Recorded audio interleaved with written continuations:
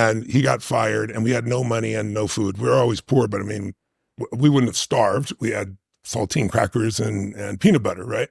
But when everybody else around you was having a big Thanksgiving dinner, it was pretty depressing. And my mom and dad were saying things to each other that once you say them, you can't take them back. And I have a younger brother, 5 years younger, and a younger sister, 7 years younger. So I felt like the parent almost. I'm trying to protect them. I'm only 11 years old.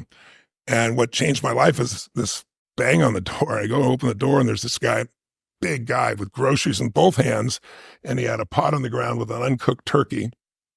And he looks at me and says, "Is your father here?" And I'm like, just one moment. I'm just like, this to me was like Christmas, right? This is the greatest thing. It's going to stop the fighting. It's going to be incredible. So I go to my father and I say, Dad, there's somebody at the door for you. And he's yelling at my mom through the closed door that she slammed on him. And he goes, "You answer." I said, "I did. It's for you." He goes, "Who is it?" I said, "I don't know." They said, "They got to talk to you," right? And I had this level of excitement, like little boy excitement, like this is going to be the greatest thing. And my dad opens the door, and I'll never forget the look on his face. He got angry, which shocked me. And he said to the man, "We don't accept charity," before the guy even said anything. And he went to slam the door, and the guy had leaned in slightly, so it hit his shoulder, and it bounced off of him, which made my dad even madder. And then he said, he goes, sir, I'm just the delivery guy. Somebody knows you're having a tough time. Everyone has a tough time, and they just want you to have a great Thanksgiving with your family.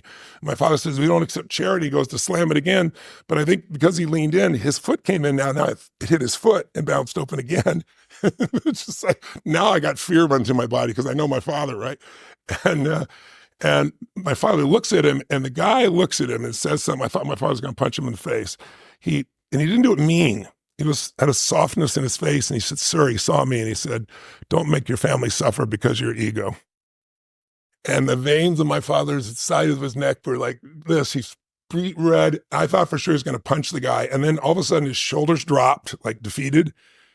He took the groceries, he slammed them on the ground, slammed the door, didn't even pick up the turkey, and didn't say thank you or anything. And shortly after that, he left our family, which to me at the time was the worst experience of my life, I thought. And so I was kind of obsessed with trying to figure out why. And I didn't figure it out for a couple of years. I had versions of it in my head, but now I use it in my life every day. And so I submit it to your viewers as well. These are the 3 decisions that I think everyone makes every moment.